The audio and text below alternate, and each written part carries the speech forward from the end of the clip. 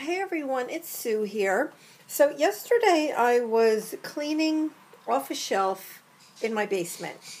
I actually was going to bring those shelves upstairs into this room where I do my mixed media. But it turns out it's just too big, too heavy. My grandfather built it many, many years ago, and obviously out of wood, and it's really, really, really tall. It's like, well, it's 80 inches tall. So that is over 6 feet, 6 feet, 8 inches. And huge, absolutely huge. But anyway, so, I didn't want anybody getting hurt trying to get it up here. So I decided to leave it downstairs. And I have a ton of stuff on it.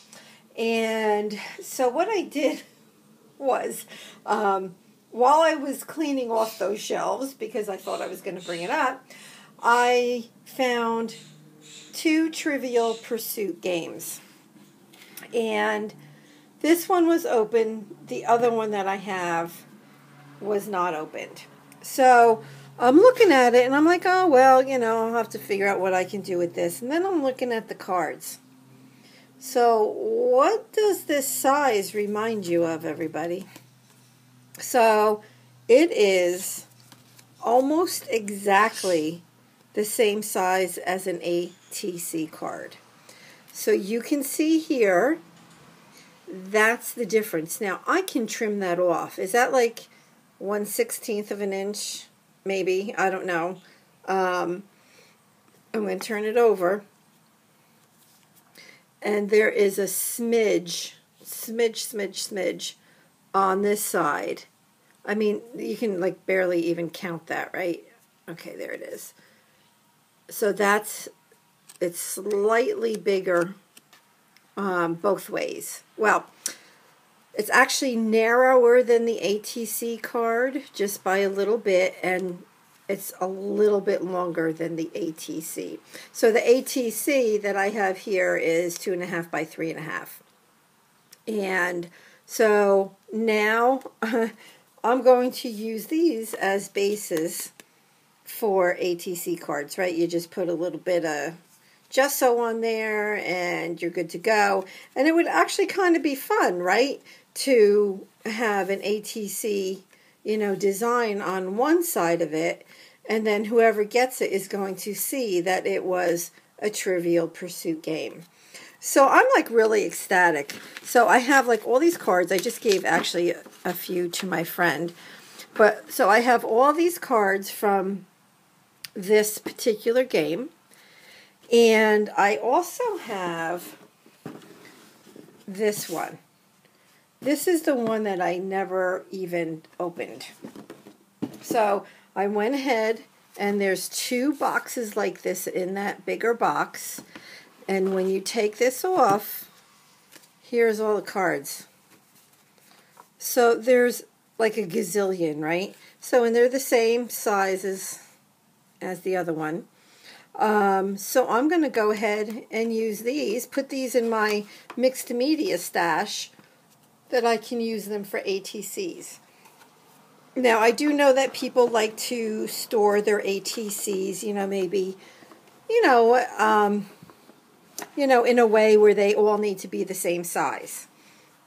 So, that's what I'll do. I'll just make sure I cut this one down just that much, and it'll fit in whatever it is they're storing their ATCs in. So then I was also looking at this, and I'm like, well, what else can I use from this? So here's the board. So I can either leave it as is, but what I think I'm going to do is if I cut it, there will be 4 pieces. And what a great, nice, strong board it is to do mixed media on.